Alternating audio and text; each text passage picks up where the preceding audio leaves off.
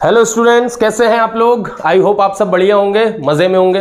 बच्चों, हम लोग कर रहे हैं क्लास 9 साइंस का चैप्टर नंबर 8 मोशन, जिसका है ये लेक्चर नंबर 10 और आज का लर्निंग ऑब्जेक्टिव है ग्राफिकल न्यूमेरिकल की प्रैक्टिस। इस लेक्चर के बाद आपका कॉन्सेप्ट हो जाएगा एकदम शानदार और ग्राफिकल न्यूमेरिकल्स का डर खत्म। बड़ा प्यारा सा असाइनमेंट आपके लिए बनाया हुआ है। बढ़िया 6 से 7 क्वेश्चन एकदम सिलेक्टेड निकालें, जिससे हर कॉन्सेप्ट एकदम आपका बूस्टअप हो जाए, ठीक है ना। तो बढ़िया कॉपी पेन निकाल लो, साथ में करना चालू करो। और नोट्स की जो लिंक है वो डिस्क्रिप्शन बॉक्स में डली हुई है। इसके जो भी नोट्स हैं वो सब डिस्क्रिप्शन बॉक्स में आपको मिल जाएंगे in the form of PDF, पर आप मेरे साथ भी बना लेना, ठीक है बच्चे पार्टी। तो चलो करना शुरू करते हैं। पहला क्वेश्चन है, ये आपको एक ग्राफ दिया हुआ है। ये एक वेलोसिटी टाइम ग्राफ है, जिसमें टाइम है सेकंड में, वेलोसिटी मीटर पर सेकंड में है। एक ग्राफ दिया है ओ से लेके ए, फिर ए से लेके बी और फिर बी से लेके सी का। यहाँ पे कुछ टाइम मेंशन है, वेलोसिटी मेंशन है और क्वेश्चन पूछा गया है O A B B C. O A B और बी सी ये तीनों लाइन किस प्रकार का मोशन रिप्रेजेंट करती हैं, यानी कि motion represented by O A B and B C. फिर पूछा गया सवाल एक्सेलरेशन और रिटार्डेशन फाइंड करो। ग्राफ में जहां पे एक्सेलरेशन है एक्सेलरेशन फाइंड करो, जहां पे रिटार्डेशन है, रिटार्डेशन का मतलब क्या होता है, decreasing change in velocity, negative acceleration अगर है तो फाइंड करो। उसके बाद डिस्प्लेसमेंट फाइंड करना है। डिस्प्लेसमेंट मैं आपको बता दूं कहां से कहां तक का फाइंड करना है। डिस्प्लेसमेंट फ्रॉम 4 to 10 सेकेंड्स, 4 से 10 सेकेंड के बीच का, 4 to 10 सेकेंड्स, 4 से लेकर 10 सेकेंड के बीच में, यानी कि हम बोल सकते हैं ए टू बी के बीच में उसका क्या डिस्प्लेसमेंट था, ये आपको फाइंड करना है। 4 से लेकर 10 सेकंड के बीच में, या ये कहें ए से लेकर बी के बीच में उसका क्या डिस्प्लेसमेंट था। तो चलिए क्वेश्चन की शुरुआत करते हैं, सॉल्व करने स्टार्ट करते हैं। लाइन ओ ए किस प्रकार का मोशन रिप्रेजेंट करती है। ओ को देख के समझ में तो आ गया, ऑब्जेक्ट की इनिशियल वेलोसिटी 0 है, मतलब ऑब्जेक्ट स्टार्टिंग फ्रॉम रेस्ट, और after 4 second it attains a velocity of 6 metre per second. Object starting from rest and attains मतलब प्राप्त कर लेना, attains a velocity of 6 metre per second in 4 second, मतलब increasing change in velocity है। Increasing change in velocity मतलब line O A represents uniform acceleration. Line O A represents uniform acceleration.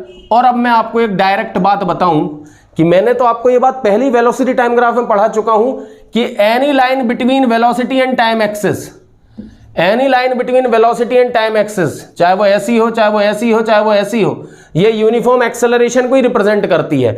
Any line between velocity and time axis represents what, uniform acceleration. तो आप direct answer भी दे सकते थे। इस हिसाब से डायरेक्ट आंसर आप ए बी का देके दिखाइए जरा। ए बी का तो ये वाला ग्राफ याद करो। In velocity time graph, a line parallel to time axis. In velocity time graph, a line parallel to time axis represents what? Uniform motion. क्यों होगा भैया यूनिफॉर्म मोशन? अच्छा एक बात और बता दूं, यूनिफॉर्म मोशन में एक्सेलरेशन 0 होता है, तो इस दौरान बॉडी का एक्सेलरेशन ए टू बी के बीच में एक्सेलरेशन 0 रहेगा, ठीक है ना। तो यूनिफॉर्म मोशन मतलब constant velocity, no change in velocity, मतलब एक्सेलरेशन 0।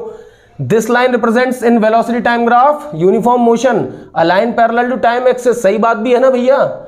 जब जर्नी स्टार्ट करी मान लो तब वेलोसिटी 20 मीटर पर सेकंड थी, कुछ समय गुजर जाने के बाद भी वेलोसिटी 20 मीटर पर सेकंड है, मतलब velocity is not changing with respect to time. मतलब ये किस प्रकार का मोशन हुआ, ये यूनिफॉर्म मोशन हो गया, ठीक है ना। And the line B C represents what. आपको बहुत अच्छे से मालूम है ये लाइन यूनिफॉर्म रिटार्डेशन करती है, और इसको नहीं तो अभी समझा भी देते हैं कैसे होता है यूनिफॉर्म रिटार्डेशन। देख लीजिए, यह है अपना वेलोसिटी टाइम ग्राफ, यह है वेलोसिटी टाइम ग्राफ। यहां पे पर्टिकुलर कोई वेलोसिटी होती है और जैसे जैसे समय गुजरता जाता है वेलोसिटी डिक्रीज होती जाती और एक टाइम बाद आके वेलोसिटी क्या हो जाती है, एक टाइम बाद आके वेलोसिटी 0 हो जाती है। जब ये वाला ग्राफ टाइम एक्सेस को टच करता है मतलब वेलोसिटी क्या हो गई, 0। यहां पे वेलोसिटी थी, जैसे जैसे समय गुजरता जा रहा है वेलोसिटी 0 हो गई। इसका मतलब velocity is decreasing with respect to time, and when the velocity is decreasing with respect to time, this is known as uniform retardation. तो line O A represents uniform acceleration, line A B represents uniform motion. इस दौरान acceleration 0 होता है, uniform motion के दौरान acceleration 0 होता है। And this is uniform retardation, इस दौरान एक्सेलरेशन नेगेटिव होता है। यूनिफॉर्म एक्सेलरेशन, इस दौरान एक्सेलरेशन पॉजिटिव होता है। ये सारी बातें पूछी नहीं थी, फिर बता दी अपन ने। Line O A uniform acceleration, A B uniform motion, B C uniform retardation. ये आपने पहला क्वेश्चन कर लिया, ये पहला क्वेश्चन कर लिया। अब वो आपसे कह रहा है भैया हमें एक्सेलरेशन रिटार्डेशन की वैल्यू कैलकुलेट करके दिखाओ। मैंने अब भी कर देंगे। एक्सेलरेशन रिटार्डेशन दोनों के लिए ही फॉर्मूला सेम होता है, फॉर्मूले में कोई अंतर नहीं भैया। एक्सेलरेशन का फॉर्मूला होता है क्या? Change in velocity v minus u upon delta T. Delta T मतलब टाइम इंटरवल, डेल्टा टी मतलब जिसको नहीं मालूम है वो लिख लो टाइम इंटरवल, काम आएगा तुम्हारे। Acceleration is equal to v minus u upon delta T. Acceleration कहां से कहां तक हो रहा है? ओ से लेके ए के बीच में एक्सेलरेशन हो रहा है, देख लेते हैं।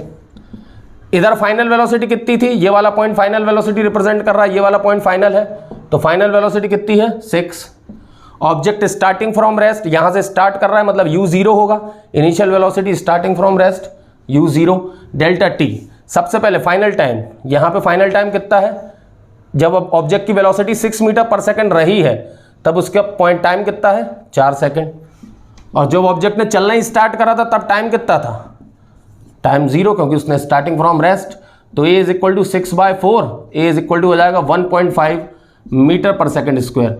ऑब्जेक्ट का एक्सेलरेशन आया है 1.5 मीटर पर सेकंड स्क्वायर, ये आ गया, ये निकाल चुके हैं। ये एक्सेलरेशन आ गया 1.5 मीटर पर सेकंड स्क्वायर। ये बच्चों एक्सेलरेशन आ गया। चलिए रिटार्डेशन कैलकुलेट करते हैं। रिटार्डेशन, ये सेकंड क्वेश्चन चल रहा है। सेकंड क्वेश्चन में अपन ने एक्सेलरेशन फाइंड कर दिया, अब रिटार्डेशन फाइंड करने जा रहे हैं। चलिए रिटार्डेशन फाइंड करते हैं। रिटार्डेशन के लिए भी सेम फॉर्मूला लगाने वाला हूं मैं, v minus u upon delta T. Out of the box तो नहीं चला गया बोर्ड के? अरे नहीं यार, बहुत जगह है अभी तो। चलिए ग्राफ को एनालाइज करते हैं। v minus u upon delta T, retardation में फाइनल वेलोसिटी क्या हो रही है? 0। यस, ये वाला ग्राफ जब भी टाइम एक्सेस को टच करेगा मतलब वेलोसिटी क्या हो गई? 0। ये वाला ग्राफ जब भी टाइम एक्सेस को टच करेगा मतलब वेलोसिटी 0 होगी, तो फाइनल वेलोसिटी 0 है। इस पॉइंट के लिए इनिशियल वेलोसिटी ये वाला पॉइंट होगा। ये वाला पॉइंट क्या दिखा रहा है? इनिशियल वेलोसिटी है 6। और टाइम इंटरवल क्या होगा? फाइनल वेलोसिटी कितने सेकंड पे है? 16 सेकंड पे। इनिशियल वेलोसिटी कितने सेकंड पे है? 10 सेकंड पे। तो ये आ जाएगा मेरे ख्याल से -6/6, यानी कि -1 मीटर पर सेकंड स्क्वायर। सही बात भी है, रिटार्डेशन नेगेटिव में ही आता। -1 metre per second square. This is your acceleration 1.5 metre per second square. This is your retardation -1 metre per second square. तो आपने एक्सेलरेशन रिटार्डेशन दोनों कैलकुलेट कर लिया। मैंने आपको बेहतरीन तरीके से फॉर्मूले में वैल्यूज पुट करना सिखाई है। आगे और न्यूमेरिकल करोगे तो चीजें क्लियर होती जाएंगी, बस साथ बनाए रखें। अब हम करते हैं डिस्प्लेसमेंट फ्रॉम 4 to 10 सेकंड्स। 4 से लेकर 10 सेकंड के बीच में ऑब्जेक्ट कितना डिस्प्लेसमेंट किया, ये कहें from point A to B graph का कितना डिस्प्लेसमेंट था। Point A to B graph का कितना डिस्प्लेसमेंट था, तो बहुत अच्छे से आप जानते हो कि भैया डिस्प्लेसमेंट और distance is equal to area of VT graph. Area of VT graph, जो वीटी ग्राफ का एरिया होगा वही आपका डिस्प्लेसमेंट हो जाएगा। इस वीटी ग्राफ का एरिया निकालो, ये जो वीटी ग्राफ है इसका एरिया निकाल दो, ये जो एरिया आएगा यही आपका डिस्प्लेसमेंट होगा। ये तो एक रेक्टेंगल दिख रहा है, ये निकालना है एरिया ऑफ, ये एरिया की स्पेलिंग मैंने क्या लिख दी? Area of rectangle. Area of rectangle तो आपको बहुत अच्छे से मालूम है, L/B, बचपन से पढ़ते आ रहे हैं। L/B तो मान लो लेंथ ये हो गई 4 सेकंड से लेकर 10 सेकंड, तो 4 सेकंड से लेकर 10 सेकंड के बीच का डिफरेंस कितना होगा? 6। 10 में से 4 गए 6 आ गए ना। ये सिर्फ ये वाला गैप निकालना था। ये 4 सेकंड पे था ये वाला पॉइंट, ये 10 सेकंड पे था, दोनों का डिफरेंस कितना है? 6। ठीक है ना। और ये वाली हाइट निकाल लो, ये वाली हाइट, तो ये वाला पॉइंट कितने पे था? ये वाली लेंथ अगर मेजर करनी तो ये वाला पॉइंट कितनी हाइट पे था? 6। 6 × 6 कितना आ गया? 36। डिस्प्लेसमेंट की यूनिट क्या हो जाएगी? मीटर। जो सब कुछ क्वांटिटी दी हुई थी मीटर्स पर सेकंड में था, सेकंड में था, तो डिस्प्लेसमेंट की यूनिट भी क्या हो जाएगी? मीटर। यहाँ एक्सेलरेशन भी स्टैंडर्ड यूनिट में है, metre per second square. Retardation भी स्टैंडर्ड यूनिट में है, मीटर पर सेकंड स्क्वायर, क्योंकि वेलोसिटी स्टैंडर्ड यूनिट में है मीटर पर सेकंड, और टाइम भी स्टैंडर्ड यूनिट में है सेकंड। तो आई होप बच्चों ये आपको पहला क्वेश्चन क्लियर हुआ होगा। चलिए तो सेकंड क्वेश्चन की तरफ बढ़ते हैं, वो भी एक बहुत प्यारा क्वेश्चन है। चलो बच्चों, बहुत प्यारा क्वेश्चन आपके स्क्रीन पे वापस आ गया है। ये भी एक वेलोसिटी टाइम ग्राफ दिया हुआ है आपको। ये 6 सेकंड, 4 सेकंड, 2 सेकंड, और ये इसकी वेलोसिटी दी हुई है 2 मीटर पर सेकंड इस वाले पॉइंट पे। ठीक है ना। सवाल पहला पूछा गया, is the motion uniform is the acceleration uniform, does the particle change its direction of motion, और distance covered from 0 to 4 second और 4 to 6 सेकेंड। ये सवाल है, फिर से मैं रिवाइज कर देता हूं, एक एक करके क्वेश्चन करते हैं। Is the motion uniform? बिल्कुल नहीं, क्योंकि भैया जो मोशन है वो एक्सेलरेटेड है। मोशन है वो कैसा? एक्सेलरेटेड है, क्योंकि अगर यूनिफॉर्म मोशन होता वीटी ग्राफ में तो लाइन पैरेलल होती टाइम एक्सिस के। क्या यहां कोई भी लाइन टाइम एक्सिस के पैरेलल है? ना ओ ए लाइन पैरेलल टाइम एक्सिस के है, ना ए बी लाइन पैरेलल है टाइम एक्सिस के। तो भैया हम ये कह सकते हैं ये मोशन यूनिफॉर्म नहीं है, ये मोशन यूनिफॉर्म नहीं है, ये मोशन एक्सेलरेटेड है, ये मोशन एक्सेलरेशन में है, ये मोशन रिटार्डेशन में है, पर ये मोशन यूनिफॉर्म कतई नहीं है, बिल्कुल नहीं है। ठीक है ना, तो पहला सवाल हो गया। दूसरा, इज द एक्सेलरेशन यूनिफॉर्म? क्या हम कह सकते हैं throughout the journey acceleration uniform है? Throughout the journey acceleration uniform नहीं है। यूनिफॉर्म मोशन एक पर्टिकुलर टाइम में हो सकता है, यूनिफॉर्म एक्सेलरेशन। जैसे 0 से लेके 4 सेकंड के बीच में एक्सेलरेशन यूनिफॉर्म है, क्योंकि इस ग्राफ का स्लोप हर पॉइंट पे एक सा है। इस ग्राफ का स्लोप हर पॉइंट पे एक सा है। अगर स्लोप एक सा है, स्लोप एक सा मतलब एंगल अगर सेम है, हर जगह एंगल सेम है, तो मतलब वो कैसा मोशन हो गया? यूनिफॉर्म एक्सेलरेशन है, वो यूनिफॉर्म एक्सेलरेशन है। तो यहां से लेके यहां तक का जो मोशन है वो यूनिफॉर्म एक्सेलरेशन है, बिल्कुल है, यूनिफॉर्म एक्सेलरेशन है, और एक्सेलरेशन भी यूनिफॉर्म है, बिल्कुल कहीं कोई एक्सेलरेशन चेंज नहीं हुआ। पर ए से लेकर बीच में एक्सेलरेशन चेंज हो गया, क्योंकि इन दोनों ग्राफ का, आप इन दोनों ग्राफ को मैच करिए, इन दोनों ग्राफ के लिए जो स्लोप था वो अलग अलग था। इन दोनों ग्राफ के लिए जो स्लोप था वो अलग अलग था, मतलब इन दोनों ग्राफ का एक्सेलरेशन अलग अलग रहा होगा। इन दोनों ग्राफ के लिए एक्सेलरेशन अलग अलग रहा होगा, मतलब ये एक्सेलरेटेड मोशन तो है, यहां से लेके यहां भी यूनिफॉर्म एक्सेलरेशन में है, यहां से लेके यहां भी यूनिफॉर्म एक्सेलरेशन में है। परंतु अगर मैं कहूं थ्रू आउट द मोशन, पूरे मोशन को कंसीडर करें, तो क्या ये यूनिफॉर्म एक्सेलरेशन था? नहीं, ये पूरे मोशन में यूनिफॉर्म एक्सेलरेशन नहीं था, ये हाफ ऑफ जर्नी में एक्सेलरेशन, यूनिफॉर्म एक्सेलरेशन में था। कैसे? ओ से लेके ए, मतलब 0 से लेके 4 सेकंड के में ये यूनिफॉर्म एक्सेलरेशन था, 4 से लेके 6 सेकंड के बीच में ये यूनिफॉर्म रिटार्डेशन था। 0 से लेके 4 सेकंड के बीच में इसकी वेलोसिटी इंक्रीज हुई थी, 4 से लेके 6 सेकंड के बीच में इसकी वेलोसिटी डिक्रीज हुई थी। तो इज द एक्सेलरेशन यूनिफॉर्म? तो नहीं, through out the motion acceleration uniform नहीं था। जब वेलोसिटी इंक्रीज हो रही थी तब एक्सेलरेशन यूनिफॉर्म था, उसके बाद जब वेलोसिटी डिक्रीज हो रही थी तब एक्सेलरेशन यूनिफॉर्म था। पर ये दोनों एक्सेलरेशन अलग अलग थे, ये दोनों एक्सेलरेशन अलग अलग थे। ठीक है ना, यहां से लेके यहां तक एक्सेलरेशन सेम था, यहां से लेके यहां तक एक्सेलरेशन सेम था, पर ये दोनों सेम नहीं थे। इसलिए हम ये नहीं कह सकते कि एक्सेलरेशन यूनिफॉर्म, एक्सेलरेशन यूनिफॉर्म नहीं था थ्रू आउट द जर्नी। 0 से लेके 4 सेकंड में अलग था, 4 से लेके 6 सेकंड्स में अलग था। Does the particle change its direction of motion? क्या पार्टिकल ने अपनी डायरेक्शन को चेंज किया था? नहीं, डायरेक्शन तभी चेंज होती है जब वेलोसिटी नेगेटिव हो। मान लो एक अंकल जी हैं, अंकल 0 से स्टार्ट करे 60 मीटर पर सेकंड तक गए, उनने अपनी वेलोसिटी इंक्रीज करी 60 मीटर पर सेकंड तक, उसके बाद उन्हें ब्रेक लगाने स्टार्ट करे और वापस उनकी वेलोसिटी 0 हो गई। एक object starting from rest, reaching the velocity 60 metre per second, applying brake, again reaching the velocity 0। तो ये तो एक सीधे रास्ते पे हुआ ना। अंकल ने डायरेक्शन कहां चेंज करी? मान लो वो ए से लेके बी जा रहे थे, घर से निकले, वेलोसिटी 60 कर ली, फिर ब्रेक लगा दिए, वेलोसिटी वापस 0 हो गई। तो ये तो केस पॉसिबल है, पर ये केस तो स्ट्रेट डायरेक्शन में हुआ। डायरेक्शन तब चेंज होती जब अंकल इस पॉइंट पे आगे ना जाते, वापस कहां आने लगते? ए से बी गए थे, वो बी से ए आने लगते। अब उन्होंने डायरेक्शन चेंज कर ली, डायरेक्शन चेंज कर ली होती तो वेलोसिटी कैसी हो जाती? नेगेटिव। पिछले लेक्चर याद कर लो, सिखाया है, ग्राफ एनालिसिस में ये चीज सिखाई है कि कैसे वेलोसिटी नेगेटिव होती है, कैसे डिस्प्लेसमेंट नेगेटिव होता है, हर चीज सिखाई है आप लोगों को। तो पिछले लेक्चर जरूर देखें कि ये अंकल बी से ए आए थे, जब ये अंकल बी से ए आने लगे तब वेलोसिटी नेगेटिव होगी, तब डायरेक्शन चेंज होगी। पर क्या इस पॉइंट में वेलोसिटी नेगेटिव हुई? नहीं, वेलोसिटी नीचे वाली एक्सिस में आई नहीं, वेलोसिटी क्या हो गई? 0 हो गई, 0 हो चुकी वेलोसिटी। अंकल इसके बाद रुक गए, इसके बाद का ग्राफ हमें नहीं दिया, वेलोसिटी बिल्कुल नीचे की तरफ नहीं गई, वेलोसिटी नेगेटिव नहीं हुई। नेगेटिव नहीं हुई मतलब अंकल ने डायरेक्शन चेंज नहीं करी। No. Does the particle change its direction of motion? No, उस पार्टिकल की कोई डायरेक्शन चेंज नहीं हुई थी, उस पार्टिकल की डायरेक्शन चेंज नहीं हुई थी। चलिए, हर क्वेश्चन हर कॉन्सेप्ट को मैं बारीकी से समझाता जा रहा हूं, आई होप आपको क्लियर हो रहा होगा। Distance covered from 0 to 4 second and from 4 to 6 second. हमको दो अलग अलग पोर्शन में डिस्टेंस कवर्ड निकालना है, हम निकाल देंगे। हमको मालूम है area of VT graph, area of VT graph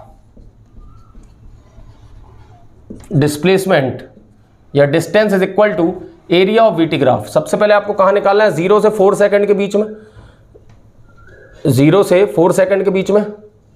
तो ये एक ट्रायंगल है और ट्रायंगल का एरिया क्या होता है, half base into height, half base into height. इस ट्रायंगल का बेस कितना समझ में आ रहा है, इस ट्रायंगल का बेस ये है, इस ट्रायंगल का बेस ये है, ये 0 पॉइंट है, ये 4 पॉइंट है, तो बेस हो गया 4। और इस ट्रायंगल की हाइट कितनी समझ में आ रही है, ये इस ट्रायंगल की हाइट आप निकालोगे तो इसी पॉइंट से मेजर करोगे ना, 2 से 2 खत्म, आंसर इज 4 मीटर। 0 से 4 सेकंड के बीच में उसने कितना डिस्टेंस ट्रेवल करा है, 4 मीटर का। ये अपन कैल बोल देते हैं 0 to 4 सेकंड, ये 0 to 4 सेकंड के बीच का है। 0 to 4 सेकंड के बीच उसने कितना डिस्टेंस ट्रेवल करा है, 4 मीटर का। अब अपन निकालने जा रहे हैं किसके बीच का, 4 to 6 सेकंड्स, 4 to 6 सेकंड्स। तो वही आपको तो निकालना है डिस्टेंस, तो एरिया ऑफ वीटी ग्राफ, आप तो अभी भी एरिया ही निकालोगे, area of VT graph, area of VT graph जरा निकाल के दिखाओ मुझे। डिस्टेंस कैसे निकलेगा, एरिया ऑफ वीटी ग्राफ वही ट्रायंगल है, हाफ बेस इनटू हाइट, क्योंकि ये भी एक ट्रायंगल है, देख लो ये और ये भी एक ट्रायंगल है जिसका बेस ये रहा, 4 से लेके 6, तो इसका डिफरेंस हो जाएगा, वो इसका बेस होगा, बेस हो गया 2। 4 से लेके 6 सेकंड के बीच का निकालना है, तो इसका 6 और 4 का डिफरेंस कितना है, 2, तो बेस हो गया 2। और इस ट्रायंगल की हाइट, इस ट्रायंगल की हाइट पिछले ट्रायंगल जैसी है, सेम 2, तो ये 2 से 2 खत्म, तो आंसर आ गया 2 मीटर, आंसर आ गया 2 मीटर। तो डिस्टेंस इसने ट्रेवल करा 0 से 4 सेकंड में 4 मीटर, 4 से लेके 6 सेकंड में 2 मीटर, तो टोटल डिस्टेंस हो जाएगा 4 + 2 6 मीटर। अगर कभी कोई पूछ ले टोटल डिस्टेंस 6 मीटर, 0 से लेके 4 सेकंड 4 मीटर, 4 से लेके 6 सेकंड 2 मीटर। तो आई होप ये क्वेश्चन आपको क्लियर हुआ होगा कि क्यों मोशन यूनिफॉर्म नहीं था, क्योंकि लाइन पैरेलल होगी टाइम एक्सिस के तो यूनिफॉर्म मोशन होगा। ये तो एक्सेलरेटेड और रिटार्डेड मोशन था। एक्सेलरेशन यूनिफॉर्म क्यों नहीं था, एक्सेलरेशन पर्टिकुलर जर्नी में यूनिफॉर्म था, थ्रू आउट जर्नी में यूनिफॉर्म नहीं था। यहां पे कुछ और था, यहां पे कुछ और था, पर यहां से लेके यहां तक सेम था, यहां से लेके यहां तक सेम था, पर तुमको थ्रू आउट जर्नी में सेम था, नहीं, थ्रू आउट जर्नी में एक्सेलरेशन यूनिफॉर्म नहीं था। एक पर्टिकुलर टाइम इंटरवल में जरूर यूनिफॉर्म था, पर्टिकुलर टाइम इंटरवल में जरूर यूनिफॉर्म था। 0 से लेके 4 सेकंड के बीच में भी यूनिफॉर्म था, 4 से लेके 6 सेकंड के बीच में भी यूनिफॉर्म था, पर दोनों की वैल्यूज अलग अलग थी। अपन दोनों टाइम इंटरवल में अलग अलग था, पर उस टाइम इंटरवल में बिल्कुल सिमिलर था। जैसे 0 से 4 सेकंड के बीच में जो वैल्यू रही होगी वो पूरे 4 सेकंड रही होगी, 4 से लेकर 6 सेकंड में जो वैल्यू रही होगी वो पूरे उसमें रही होगी, उसमें कहीं कोई अंतर नहीं आया होगा। पर ठीक है, अगर हम ओवरऑल जर्नी की बात करें तो एक्सेलरेशन यूनिफॉर्म नहीं था। Does the particle change its direction of motion, नहीं, जब तक वेलोसिटी नेगेटिव नहीं होती डायरेक्शन चेंज नहीं होती। याद रख लें, वेलोसिटी नेगेटिव होगी तो ही डायरेक्शन चेंज होगी, और वेलोसिटी नेगेटिव होने का मतलब है ग्राफ का नीचे की तरफ जाना। यहां ग्राफ नीचे नहीं गया, वेलोसिटी नेगेटिव नहीं हुई, मतलब पार्टिकल ने अपनी डायरेक्शन चेंज नहीं करी। Distance covered from 0 to 4 second वो आपने निकाल ली 4 metre, distance covered from 4 to 6 second वो भी आपने निकाल ली। चलिए नेक्स्ट क्वेश्चन की तरफ चलते हैं। इस असाइनमेंट का थर्ड क्वेश्चन आपके बोर्ड पे, बहुत शानदार क्वेश्चन। ये भी एक वेलोसिटी टाइम ग्राफ दिया हुआ है, वेलोसिटी मीटर पर सेकंड में, टाइम सेकंड में मेंशन करा हुआ है, टाइम 10 सेकंड 20 सेकंड, और जो पीक वेलोसिटी दी है वो 40 दी हुई है। ठीक है ना, इस पॉइंट पे आके वेलोसिटी 0 हो रही है, क्योंकि मैं बता चुका हूँ ग्राफ जब भी टाइम एक्सिस को टच करता है वेलोसिटी 0 हो जाती है। और यहाँ मतलब क्या होता है, ऑब्जेक्ट स्टार्टिंग फ्रॉम रेस्ट, मतलब इनिशियल वेलोसिटी 0 है। ये मैंने आपको ग्राफ की स्टडी में बताया है। सवाल पूछा गया है डिस्टेंस कवर्ड ड्यूरिंग एक्सेलरेशन। तो पहले तो आपको पता करना है कि एक्सेलरेशन किस पोर्शन में हो रहा है, फिर आपको डिस्टेंस कवर्ड निकालना है। फिर डिस्टेंस कवर्ड ड्यूरिंग रिटार्डेशन, फिर आपको पता करना है रिटार्डेशन कब हो रहा है, उस दौरान कितना ट्रेवल करा है वो निकालना है। और फिर आपको निकालना है average speed in the entire journey. आपको एवरेज स्पीड निकाल के बतानी है। तो एवरेज स्पीड आपको मालूम है total distance upon total time. तो ये वाला डिस्टेंस निकाल लो, ये वाला डिस्टेंस निकाल लो, दोनों को ऐड कर दो और दोनों को टोटल टाइम से डिवाइड कर दो, तो ये तीसरा वाला आ जाएगा। तो चलो सबसे पहले पहला पोर्शन सॉल्व करते हैं। पहला वाला पोर्शन क्या है, डिस्टेंस कवर्ड ड्यूरिंग एक्सेलरेशन। तो एक्सेलरेशन कौन से वाले पोर्शन में हुआ है, एक्सेलरेशन वाला पोर्शन आपको मालूम है OA represents what, uniform acceleration. आपको बहुत अच्छे से अब तो ये समझ में आने लगा होगा कि ये वाली लाइन यूनिफॉर्म एक्सेलरेशन रिप्रेजेंट करती है और line A B represents uniform retardation. तो आपको इस दौरान कितना उसने ट्रेवल करा है ये पता करना है। तो आपको इस ग्राफ के अंदर का एरिया चाहिए, ठीक है ना। तो distance is equal to area under VT graph, area under VT graph. थोड़ी सी राइटिंग कंसिडर कर लेना बच्चों, कोशिश करूंगा कि आने वाले समय में और अच्छी कर पाऊं। एरिया अंडर वीटी ग्राफ, तो half base into height, half. इस ट्रायंगल का बेस कितना है ये देखिए, 0 से स्टार्ट हुआ था 10 तक गया, तो ट्रायंगल का बेस है 10। इस ट्रायंगल की हाइट कितनी है, ये वाला पॉइंट हाइट को मेंशन करेगा, तो ये वाला पॉइंट कितने पे है 40। तो यहाँ पे अपन ने कितना कर दिया 200 मीटर, मेरे ख्याल से 200 मीटर ही आएगा, चेक कर लो। यस 200 मीटर उसने ड्यूरिंग द एक्सेलरेशन ट्रेवल किया है, 200 मीटर उसने ड्यूरिंग द एक्सेलरेशन ट्रेवल किया है। अब ड्यूरिंग द रिटार्डेशन देख लेते हैं। रिटार्डेशन कब से कब के बीच में हो रहा है, ए से लेके बी के बीच में रिटार्डेशन है, क्योंकि फाइनल वेलोसिटी 0 हो रही है। तो line A B represents uniform retardation, uniform retardation. इस दौरान ऑब्जेक्ट यूनिफॉर्म रिटार्डेशन में है। तो देखते हैं उन्होंने कितना ट्रेवल किया। ट्रेवल करने के लिए तो वही एरिया निकालना पड़ेगा। तो एरिया इज इक्वल टू वही डिस्टेंस, क्या हो जाएगा, डिस्टेंस हो जाएगा area under VT graph, area under VT graph. तो ये वाला ट्रायंगल इस बार काम करेगा, ये वाला ट्रायंगल काम करेगा इस बार, है ना। ये वाला एरिया आपको निकालना है, तो वही फॉर्मूला तो सेम लगता है, half base into height, half base into height. अब हाफ बेस इनटू हाइट, इस ट्रायंगल का बेस क्या होगा, ये हाफ। एक मिनट, ये आउट ऑफ द फोकस तो नहीं जा रहा, मेरे ख्याल से तो नहीं गया होगा, अरे बिल्कुल बन सकता है हाफ। इस ट्रायंगल का बेस क्या है, इस ट्रायंगल का बेस भी 10 है, देख लो डिफरेंस कितना है, 20 में से 10 गए बचा 10। और इस ट्रायंगल की हाइट ये वाला पॉइंट मेंशन करेगा, मतलब 40। अरे मेरे ख्याल से सेम टू सेम आ रहा है, yes 200 metre, very good. During acceleration भी 200 मीटर ट्रेवल करा, ड्यूरिंग रिटार्डेशन भी 200 मीटर ट्रेवल करा। अब बात आएगी एवरेज स्पीड की। तो एवरेज स्पीड का फॉर्मूला होता है total distance upon total time, total distance upon total time. Total distance कितनी आ गई 200 प्लस 200, और टोटल टाइम इधर से लेके यहां तक जाने में टोटल टाइम लगा है 20 सेकेंड, टोटल टाइम लगा है 20 सेकेंड। तो मेरे ख्याल से ये आ जाएगा 400 डिवाइडेड बाय 20, यानी कि 20 metre per second is the average speed. Average speed आ जाएगी 20 मीटर पर सेकेंड, क्योंकि फॉर्मूला होता है total distance upon total time. तो ये हमने तीनों क्वेश्चन कर दिए। आई होप बच्चों ये क्वेश्चन में क्लियर हुआ होगा। बड़ा आसान सवाल था, बस थोड़ा सा क्या है, अपन एवरेज स्पीड वगैरह देख लेते हैं तो थोड़ा सा घबरा जाते हैं। घबराने की जरूरत नहीं, कॉन्सेप्ट पे स्टिक रहना है। मेरे सारे लेक्चर से आपको मिल जाएंगे, आप जाइए तो प्लेलिस्ट में आपको अलग अलग टॉपिक के नाम से लेक्चर मिलेगा। एवरेज स्पीड का मिलेगा, एवरेज वेलोसिटी का मिलेगा, ये सारे वीटी ग्राफ मिलेंगे, डिस्टेंस टाइम ग्राफ मिलेंगे, ग्राफ का एनालिसिस मिलेगा। देखिए एक बार, बहुत मजा आएगा। चलिए क्वेश्चन नंबर 4 की तरफ बढ़ते हैं। क्वेश्चन नंबर 4 एक बड़ा आसान सा क्वेश्चन है यार, ये कहाँ से असाइनमेंट में आ गया, पर आ गया है तो कर लेंगे। हम तो हर क्वेश्चन को रिस्पेक्ट देना जानते हैं, चाहे वो आसान हो चाहे वो टफ हो, हर क्वेश्चन को अपन करना जानते हैं, ठीक है ना। ये वेलोसिटी टाइम ग्राफ दिया हुआ है, टाइम सेकंड में, वेलोसिटी मीटर पर सेकंड में है। देख लो आप लोग, यहाँ पे मेंशन है, सारे फिगर्स मेंशन है, 5, 10, 25, 5, 10, 15, 20, 5, 10, 15, 20। ये पॉइंट वेलोसिटी को रिप्रेजेंट करता है, ये टाइम को रिप्रेजेंट करता है। हमसे पूछा गया है ऑब्जेक्ट की वेलोसिटी क्या है। ऑब्जेक्ट की वेलोसिटी तो चेंज ही नहीं हो रही, थ्रू आउट द जर्नी देखो सेम है। ऑब्जेक्ट की वेलोसिटी तो चेंज ही नहीं हो रही, मतलब वेलोसिटी कितनी हो जाएगी 20 मीटर पर सेकंड, पहला आंसर। फिर पूछा गया हमसे ऑब्जेक्ट का एक्सेलरेशन क्या होगा। अरे भाई ये लाइन तो यूनिफॉर्म मोशन रिप्रेजेंट करती है, ये लाइन तो यूनिफॉर्म मोशन रिप्रेजेंट करती है। A line parallel to time axis, a line parallel to time axis represents uniform motion, और यूनिफॉर्म मोशन में एक्सेलरेशन 0 होता है। वैसे भी what is acceleration, acceleration is change in velocity with respect to time.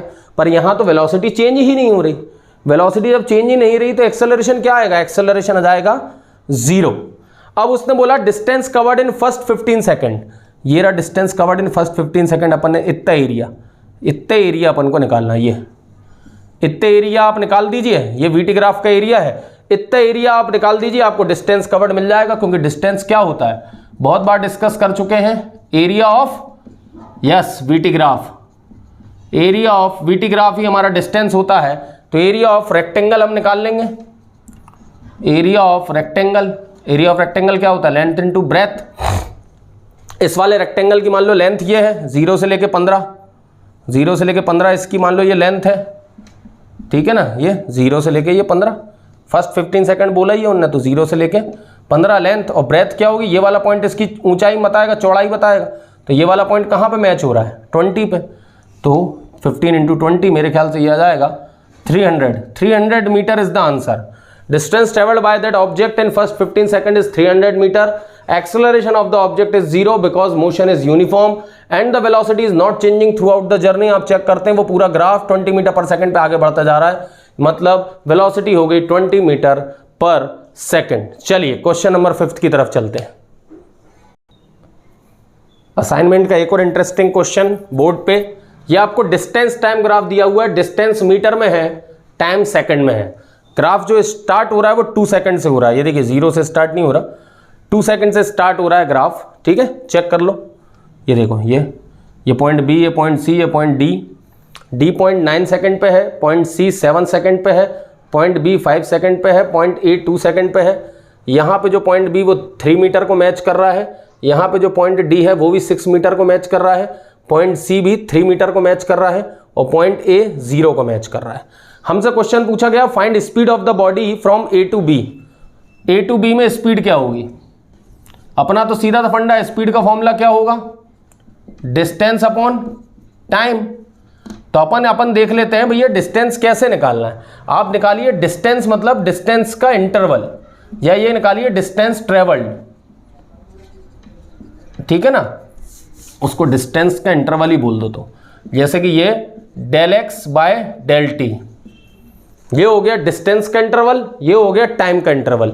इससे आपकी स्पीड निकालने का फॉर्मूला आसान हो जाएगा। इसको और आसान लैंग्वेज में ऐसे लिख लो, x2 minus x1 upon t2 minus t1। तुम तो ये लिख लो, स्पीड निकालने का फॉर्मूला ये लिख लो, x2 minus x1 upon t2 minus t1। कैसे? ये वाला पॉइंट मान लो, ये फाइनल पोजीशन, x2 को बोला करो फाइनल पोजीशन, x1 को बोला करो इनिशियल पोजीशन। x2 का समय का टाइम क्या रहेगा? Final time t2। x1 के समय का टाइम क्या रहेगा? t1 initial time. इस तरीके से एक छोटे से कॉन्सेप्ट से आप बहुत आसानी से ग्राफ को सॉल्व कर पाओगे। देखो कैसे, अपन ए से लेके बी में सॉल्व कर रहे हैं, तो फाइनल पोजीशन क्या है ए से लेके बी में? ये रही फाइनल पोजीशन, कितनी दी हुई है? 3, ठीक है। ए से लेके बी में इनिशियल पोजीशन क्या है? ए। ये वाला ग्राफ जब टाइम एक्सेस को टच करेगा तो पोजीशन क्या हो जाती है? 0। इनिशियल पोजीशन है 0 क्योंकि उसने बिल्कुल 0 से स्टार्ट करा है, ठीक है ना। फाइनल टाइम पॉइंट बी कितने टाइम पे है? 5 सेकंड पे, ठीक है ना, 5 सेकंड पे। और इनिशियल टाइम कितने पे है? इनिशियल टाइम यहां से 2 सेकंड पे। जब उसने चलना स्टार्ट किया तब टाइम 2 सेकंड था, जब उस 3 मीटर चल चुका था तब उसका टाइम कितना था? 5 सेकंड का। तो इंटरवल कितना हो जाएगा? 5 माइनस 2, तो 3/3 स्पीड आ जाएगी 1 मीटर पर सेकंड। स्पीड आ गई है 1 मीटर पर सेकंड। ए से लेके बी के बीच की जो स्पीड है वो है 1 मीटर पर सेकंड। अब इसी फॉर्मूले से बी टू सी के बीच की निकालो। अरे निकालने मत चले जाना, बी टू सी की 0 होगी। ये वाली लाइन डिस्प्लेसमेंट या डिस्टेंस टाइम ग्राफ में a line parallel to time axis represents rest. Check भी कर लो ना ऑब्जेक्ट की पोजीशन चेंज हुई क्या? पॉइंट बी पे पोजीशन क्या थी? 3 मीटर। पॉइंट सी पे भी पोजीशन क्या है? 3 मीटर। जब पोजीशन चेंज हो ही नहीं रही तो स्पीड क्या होगी? 0, क्योंकि पोजीशन चेंज नहीं होने का मतलब ऑब्जेक्ट काय में आ गया? रेस्ट में आ गया। पॉइंट सी से डी के बीच में निकाल लो, सी से डी के बीच में स्पीड निकाल लेते हैं। स्पीड वही अपना फॉर्मूला लगा दो, x2 minus x1 upon t2 minus t1। अब इस केस में x2 क्या होगा? मतलब फाइनल पोजीशन पॉइंट डी कहां पे मैच कर रहा है? 6 पे, ठीक है। पॉइंट सी कहां पे मैच कर रहा है? 3 पे। ये हो गई फाइनल पोजीशन, ये हो गई सी से डी के बीच की इनिशियल पोजीशन है पॉइंट सी, फाइनल पोजीशन है पॉइंट डी। तो अपन ने निकाली 6 माइनस 3। और यहां से लेके यहां तक का टाइम इंटरवल क्या है? 9 माइनस 7, क्योंकि जो पोजीशन डी थी वो कितने सेकंड पे थी? 9 सेकंड पे। और जो पोजीशन सी थी वो कितने सेकंड पे थी? 7 सेकंड पे। तो 6 माइनस 3 अपॉन 9 माइनस 7 मतलब आ जाएगा 3/2। 3/2 मतलब 1.5 मीटर पर सेकंड। तो ए से लेके बी के बीच में जो स्पीड आई है वो है 1 मीटर पर सेकंड। बी से लेके सी के बीच में ऑब्जेक्ट रेस्ट में था, मतलब वेलोसिटी हो जाएगी 0 मीटर पर सेकंड। सी से लेके डी के बीच में उसकी स्पीड हो गई है 1.5 मीटर पर सेकंड। क्वेश्चन बड़ा इंटरेस्टिंग था, तो आप इसमें एक फॉर्मूला नया सीख गए हैं, x2 माइनस x1।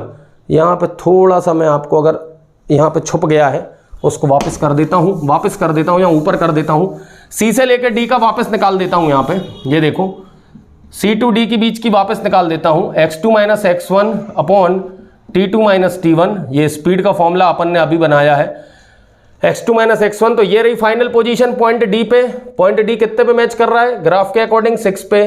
ये सी है इनिशियल पोजीशन सी पे, सी कितने पे मैच कर रहा है? 3 पे। ग्राफ देख के जवाब देना है। जो फाइनल पोजीशन है वो कितने सेकंड पे थी? 9 पे। जो इनिशियल पोजीशन है वो कितने सेकंड पे है? 7 पे। ठीक है, 6 minus 3 3, 9 minus 7 2, 3/2 1.5 metre per second. ये आ गई सी से लेके डी के बीच की स्पीड। ये आपने तीनों स्पीड कैलकुलेट कर दी। बस फॉर्मूला याद रखिए, x2 minus x1 upon t2 minus t1। x2 is the final position, x1 is the initial position, t2 is the final time, t1 is the initial time. इसके according आप speed बहुत आराम से निकाल पाओगे। चलिए बच्चों, मिलते हैं नेक्स्ट क्वेश्चन में।